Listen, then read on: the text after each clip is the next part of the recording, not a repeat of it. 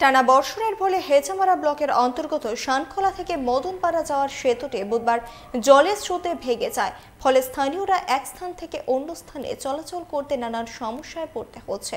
বৃহস্পতিবার খবর পেয়ে পূর্ত দপ্তরের আধিকারিকরা ছুটে গিয়ে বিভিন্ন বিষয়ের খোঁজ নেন।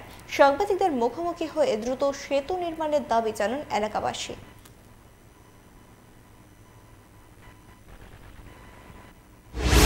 কালকে এটা মানে ধুলা দিয়েছিলাম, তারপরে ভেঙে পড়েছিল। তারপরে এই এলাকায় আপনারা এই এলাকা থেকে এই এলাকা আসা যাওয়া করতে বদ্ধ।